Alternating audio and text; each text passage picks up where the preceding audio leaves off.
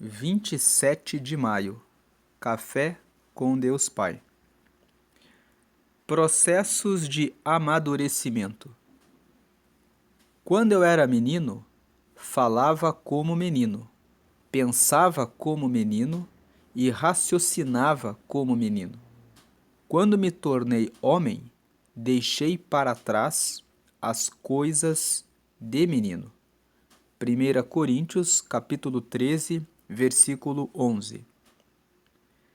Nessa carta dirigida aos Coríntios, Paulo revela a essência do amor, destacando-o como mais do que um mero sentimento, mas um mandamento.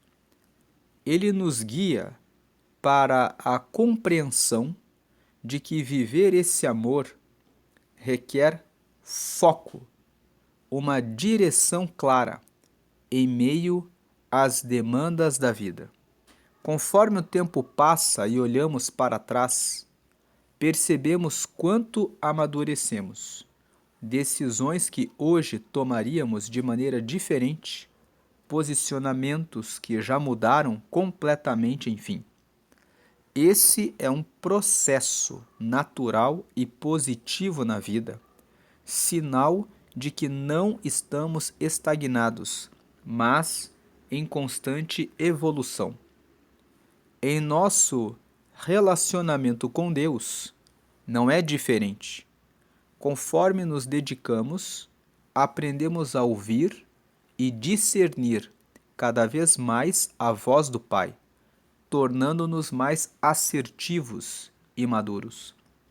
A analogia com crianças utilizada por Paulo destaca que crescer em idade e estatura não é o mesmo que amadurecer. Os anos podem passar e permanecermos imaturos, se não estivermos atentos e não nos submetermos aos processos do amadurecimento. Coisas que praticávamos no passado, muitas vezes, já não cabem hoje em nossa vida, pois cada desafio enfrentado e batalha vencida nos torna mais maduros e preparados para lidar com as situações da vida. Por isso, não podemos aceitar a estagnação. Nosso relacionamento com Deus e dedicação a Ele devem ser gradativamente mais profundos, de modo que estejamos cada vez mais preparados para lidar com as tentações e, consequentemente, mais afastados do pecado. Por isso, decida alimentar seu espírito diariamente para que você cresça e se torne maduro, a ponto de se tornar firme e constante na presença de Deus. A frase de destaque hoje é: o processo coopera para o nosso bem. O que temos passado hoje forjará o nosso crescimento e moldará o nosso futuro. Hoje é dia 147 de 365. A leitura bíblica de hoje é Atos, capítulo 19, e a palavra-chave de hoje é maturidade. Nessa mensagem que nós lemos, nós percebemos que ele fala a respeito de processos de amadurecimento. A vida envolve processos. Ele citou aqui o texto de Paulo, quando escreveu a primeira carta para os Coríntios. O capítulo 13 é um capítulo em que Paulo fala a respeito do amor. Entrando aqui em 1 Coríntios, no capítulo 13, nós vemos esse texto que é muito conhecido. Muitos dizem que esse texto foi escrito por Camões, mas na verdade esse texto foi escrito por Paulo. É um texto sobre o amor em que ele nos diz assim, versículo 1: ainda que eu falasse as línguas dos homens e dos anjos e não tivesse amor, seria como o metal que soa ou como o sino que tine. Você sabe que o metal que soa e o sino que tine, ele apenas faz barulho, mas ele não gera transformação. Então, uma pessoa que fala todas as línguas, uma pessoa que fala até a língua dos anjos, mas ela não tem atitudes que revelam que ela de fato tem o amor, é algo que só faz barulho e não produz diferença. Versículo 2: E ainda que tivesse o dom de profecia, a profecia, que é a capacidade de falar a respeito do futuro, o que vai acontecer. Se a pessoa tivesse o dom de profecia e conhecesse todos os mistérios e toda a ciência, e ainda que tivesse toda a fé, de maneira tal que transportasse os montes e não tivesse amor, nada seria. Versículo 3: E ainda que distribuísse toda a minha fortuna para sustento dos pobres, e ainda que entregasse o meu corpo para ser queimado e não tivesse amor, nada disso me aproveitaria. Aqui no versículo 3, ele fala de duas coisas que poderiam impressionar as pessoas. Imagine alguém pegar toda a sua fortuna e distribuir para os pobres. Imagine alguém aceitar que o seu corpo seja queimado. Mas o versículo 3 mostra que alguém pode fazer isso por motivações erradas. Uma pessoa pode decidir distribuir a sua fortuna aos pobres porque ficou com mágoa dos seus filhos. E como uma forma de puni-los, ele pode dizer: vou distribuir toda a minha riqueza para que não fique como herança para vocês. Ele não está fazendo isso por amor, ele está fazendo isso motivado por raiva, ressentimento, mágoa. E Paulo está dizendo: se você faz grandes atos, mas não faz com a motivação do amor, aquilo não tem sentido. Versículo 4, Paulo fala como é o amor. O amor é sofredor. Quando nós lemos aqui que o amor é sofredor, podemos pensar a respeito daqueles pais que muitas vezes dizem para o filho que querem que ele faça medicina, advocacia, que ele seja isso ou aquilo. E muitas vezes não aceitam sofrer a decisão que o filho ou que a filha tem. Muitas vezes um pai ou uma mãe gostariam que o seu filho ou a sua filha se casasse com um certo pretendente ou com uma certa pessoa que pensaram e calcularam para o seu filho e para a sua filha. Existem muitos pais que pensam que os seus filhos foram criados para fazerem as suas próprias vontades. Tem aqueles pais que muitas vezes projetam nos filhos aquilo que não fizeram. Queriam ter cursado medicina, queriam ter estudado advocacia, queriam ter feito isso ou aquilo e projetam que o filho faça aquilo que não fizeram. Mas o amor aceita o outro da maneira como ele é e entende que o outro tem a sua diferença. Talvez a questão do amor esteja relacionada com o seu marido ou com a sua esposa. Você gostaria que ele ou que ela pensasse da mesma forma que você. E talvez em alguma coisa existe uma diferença, porque o seu marido ou a sua esposa aprendeu de uma maneira diferente dentro do contexto familiar dele, dentro do contexto familiar dela, e você não quer aceitar aquela diferença. Você aceita e tem pontos de contato em muitas coisas que levaram você ao casamento. Mas agora você está no impasse, você não quer sofrer essa dor da diferença do seu marido ou da sua esposa. Mas o amor, ele é sofredor porque ele aceita e entende como o outro é. O amor é benigno. Benigno significa que ele tem bondade, que ele tem paciência, que ele tem compreensão a respeito do modo de ser do outro e que respeita o outro. O amor não é invejoso. um casal que era formado por dois professores que eram escritores, certa vez começaram a disputar entre si um título, um prêmio de literatura. E a esposa foi a pessoa que venceu aquele prêmio. E o marido ficou inconformado com aquela mulher. Os dois eram professores de português e os dois eram escritores. E a mulher ganhou aquele prêmio.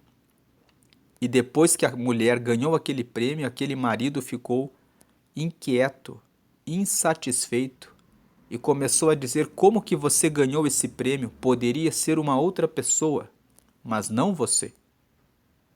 Então aquele casal começou a passar por muitas dificuldades porque o próprio marido, porque ele também era professor de português e escritor, se sentiu com inveja da sua esposa porque ela conseguiu aquele prêmio. E estar do lado daquela mulher que venceu aquele prêmio que ele tanto queria, fez com que ele não aceitasse aquilo. Então veja que às vezes a inveja surge no círculo da própria família. Quando nós vamos para o livro de Gênesis, nós vemos a história de José. Ele era o mais novo de seus irmãos. E lá no Gênesis conta que Deus deu um sonho para José, mostrando que ele seria governador e reinaria sobre eles. Por causa disso, os seus irmãos ficaram cheios de inveja e o venderam. Uma história mais antiga e mais famosa ainda é de Caim e Abel. Quem não conhece a história de Caim e Abel? Em que os dois fizeram uma oferta a Deus e Deus aceitou a oferta de Abel, mas não aceitou a de Caim, e Caim, o próprio irmão, matou Abel por causa da inveja. Então o amor, ele não é invejoso. O amor, ele não trata com leviandade, não trata com desrespeito. O amor não se ensoberbece. Aquela postura de orgulho, eu sei mais do que você, não se encaixa no amor. Versículo 5, ele não se porta com indecência, não busca os seus interesses. Tem muitas pessoas que buscam um relacionamento para satisfazer as suas carências emocionais. Muitas vezes essas carências emocionais, o vazio muitas vezes vem pela falta de Deus.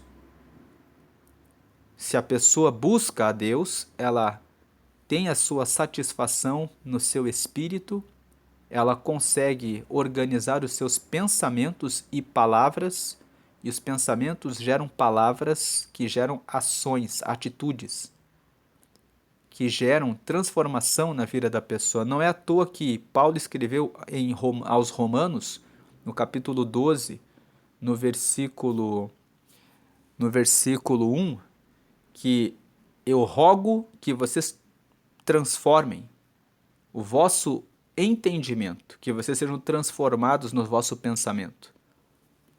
É o texto de Romanos capítulo 12, versículo 1 e 2. No versículo 1, Paulo fala que nós devemos oferecer o nosso corpo em sacrifício para Deus. Ou seja, vencer as nossas próprias vontades e sacrificá-las para Deus. Porque Deus, quando nós damos a vida para Ele, Ele nos dá novos pensamentos. E os novos pensamentos moldam os nossos interesses. E a partir dessa moldagem dos nossos pensamentos, dos nossos interesses, nós conseguimos experimentar a boa, perfeita e agradável vontade dele. Continuando aqui no versículo 5, o amor, ele também não se irrita, ele não suspeita mal. Quantos casais escondem o telefone celular, têm senha, têm contatos com colegas de trabalho, colegas de faculdade, pessoas que chamam a atenção e que fazem alguns elogios e que a pessoa dentro do relacionamento não é transparente, não traz segurança para a pessoa com quem vive, permitindo, abrindo espaço para que a outra pessoa tenha suspeitas. Dentro de um relacionamento, quando existe amor, a pessoa libera a senha e ela não tem o que esconder. Versículo 6: Não folga com a injustiça, mas folga com a verdade.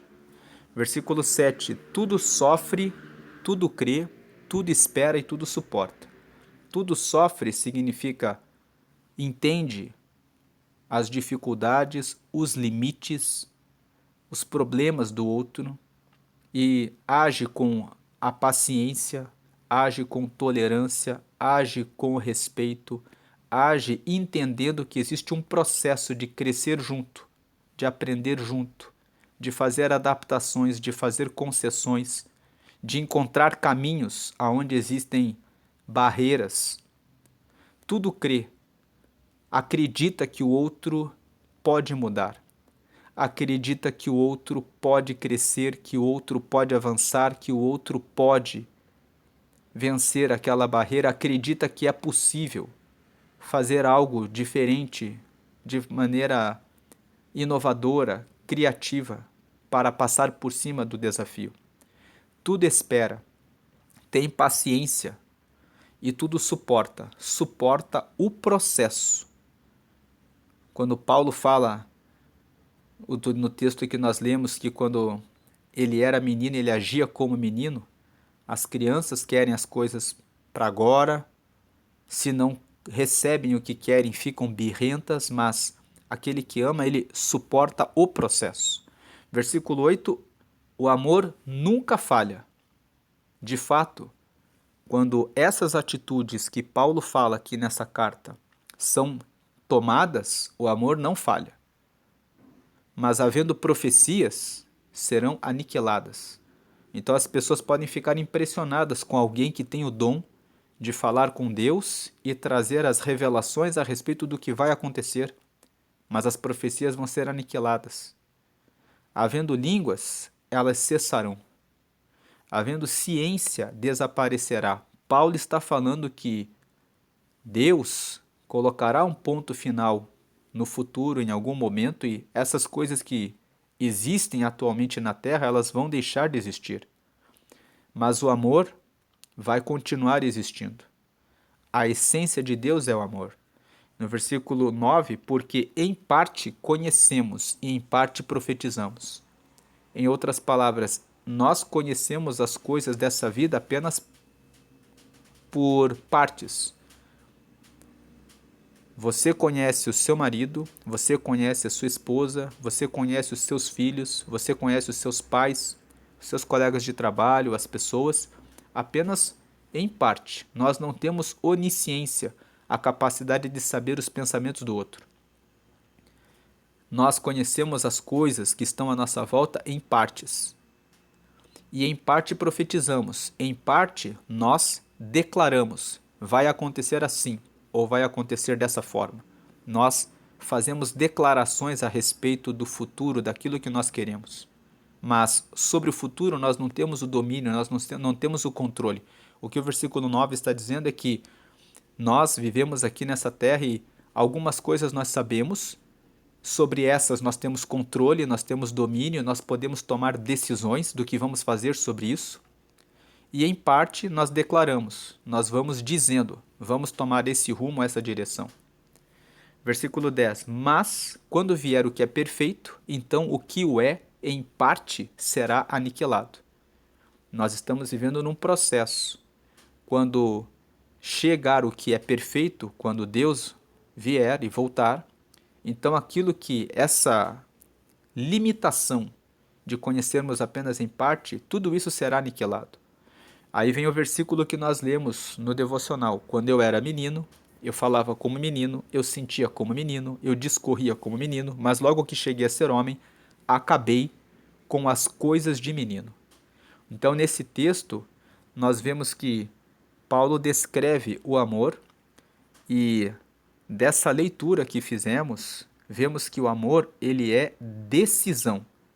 Muitas pessoas se casam e nós temos vivido um tempo em que tem ocorrido um crescimento do número de divórcios. Tem até notícia de que existem até empresas que são contratadas para fazer a festa do divórcio. Assim como existem as agências de casamento que fazem as festas dos casamentos, agora surgiram as agências de divórcio. Quando a pessoa que se divorcia faz uma festa e comemora dizendo que o divórcio foi um ótimo negócio. Uma forma de esconder e camuflar, na verdade, uma situação ruim, uma situação que não foi bem tratada, não foi bem avaliada. Nós estamos vivendo um tempo em que a sociedade, que vai ficando cada vez mais longe de Deus, passa por várias crises, crises de identidade, pessoas com dúvida a respeito da masculinidade, a respeito da sua feminilidade, pessoas com dúvida a respeito de serem seres humanos. Existem notícias que mostram que existem pessoas que estão saindo pelas ruas, andando de quatro, engatinhando e dizendo que se sentem como se fossem um cachorro, um gato. E nesses últimos dias surgiram notícias de que há pessoas que estão pagando em torno de 1.000 até 30 mil reais para terem um bebê, que eles chamam de bebê reborn, que na verdade é um boneco ou uma boneca, porque a pessoa escolhe o sexo do bebê e aí eles simulam um parto. E existem pessoas que estão num nível tão alto da falta do sentido que estão dizendo que querem a licença maternidade, a licença paternidade, porque estão se sentindo mães e pais de um boneco e de uma boneca. Todas essas coisas estão acontecendo em razão do afastamento do ser humano de Deus. Essas situações são muito graves, porque elas estão mostrando que algumas pessoas estão totalmente fora do seu equilíbrio, do seu sentido, porque elas estão longe de Deus. Que as pessoas não estão querendo enfrentar os processos de amadurecimento para poderem chegar mais perto de Deus. Retornando aqui ao devocional que lemos, o tema fala sobre esses processos. Nós precisamos deixar o passado para trás e ressignificar. Mudando um pouco de assunto, talvez existam pessoas que estão machucadas e feridas por coisas que o seu pai ou que a sua mãe fizeram. Talvez aqui exista alguma mulher que passou por abuso com o próprio pai. Talvez existam pessoas que foram muito agredidas. O próprio autor aqui do Café com Deus Pai, que é o pastor Júnior Rostirola, ele conta que o pai dele vivia alcoolizado, maltratava a mãe dele, maltratava ele, mas ele conseguiu ressignificar o passado. Ele conseguiu perdoar o pai dele. Ele conseguiu pensar: é o melhor que ele consegue. Eu o perdoo. Quando ele teve um encontro com Jesus, ele entendeu que Deus é o pai dele. Por isso que o nome do livro é Café com Deus Pai. Ele conta que, em uma entrevista, porque ele conversou com Deus e Deus disse para ele. O tema do livro será Café com Deus Pai. Eram as cartas que ele escrevia para Deus quando ele se sentia desamparado. Ele reuniu as cartas e escreveu pela primeira vez o Café com Deus Pai em 2023 e houve uma venda de 5 milhões de cópias. Depois ele continuou escrevendo para compartilhar a palavra de Deus. Mas, em resumo, você precisa ressignificar talvez. Ressignificar é dar um novo significado. Fizeram algo de ruim para você, mas hoje você tem a chance, como adulto, com a sua razão, com a sua compreensão de perdoar e de seguir avante. Não importa o que fizeram com você, mas importa muito mais o que você faz com o que fizeram com você. Então, lendo mais uma vez a frase aqui de hoje, o processo coopera para o nosso bem. Que você consiga passar pelo processo de ressignificação, que você consiga passar pelo processo de informação e de crescimento na sua mente, no seu conhecimento, para que você consiga compreender os processos, que você consiga resolver uma situação talvez no seu casamento, que você consiga lidar melhor com a questão de decisões dos seus filhos. Eles não são você, eles são uma outra pessoa independente com próprias vontades que devem ser respeitados naquilo que pensam. E o que temos passado hoje forjará o nosso crescimento e moldará o nosso futuro. Se você está com dificuldade de perdoar e de ressignificar hoje, você tem um convite, você pode receber Jesus, e Jesus vai dar o Espírito Santo a você. Com o Espírito Santo você vai ter força para perdoar e ressignificar. Se você quer aceitar Jesus, faça essa oração comigo. Diga: Senhor Jesus, eu te recebo como meu Senhor e Salvador. Escreve o meu nome no céu, no livro da vida, e me dá o teu Espírito Santo para me guiar até a eternidade. Com essa oração, você aceitou a Jesus como seu Senhor, Ele vai liderar a sua vida e vai lhe dar direção. Você aceitou que Ele é seu Salvador, que a morte dele na cruz veio para salvar a sua vida. Você pediu para o seu nome ser escrito no livro da vida, que é um livro no céu, onde estão anotados os nomes dos que aceitaram a Ele.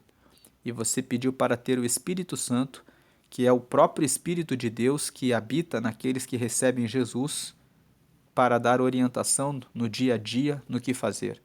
Ele vai falar com você, tocando no seu coração, colocando pensamentos para que você tenha pensamentos bons e pensamentos novos. Leia a Bíblia e comece a orar todos os dias. A oração é uma fala sincera a respeito daquilo que você enfrenta diretamente a Ele. Ele ouvirá e te responderá. Vamos agradecer e orar. Senhor, te agradecemos por essa palavra.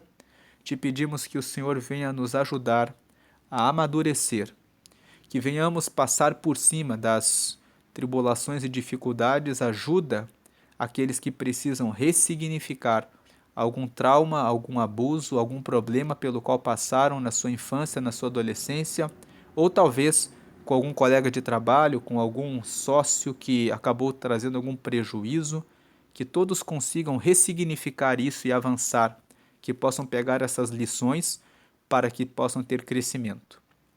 Peço que o Senhor nos dê paciência para não ficarmos ansiosos quanto ao futuro, mas que venhamos ter a nossa confiança no Senhor. O Salmo 23 fala: o Senhor é meu pastor, nada me faltará. Então não faltará provisão, não faltará sabedoria e entendimento daquilo que precisamos.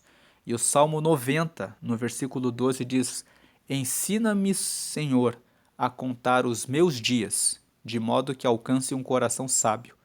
Então que o Senhor possa nos ensinar a contar dia a dia, de tal maneira que alcancemos um coração sábio, para que possamos tomar boas decisões e sempre seguindo na tua direção e encontrando a sua vontade, porque como diz a sua palavra, a sua vontade para nós é boa, é perfeita e é agradável.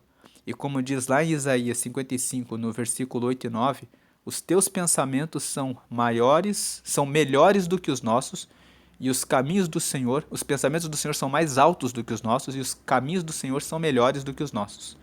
Então que nós possamos seguir nos seus pensamentos e nos seus caminhos e na sua vontade, para que possamos nos alegrar no Senhor hoje até a eternidade, em nome de Jesus. Amém. Deus abençoe a sua vida, hoje, sempre e grandemente.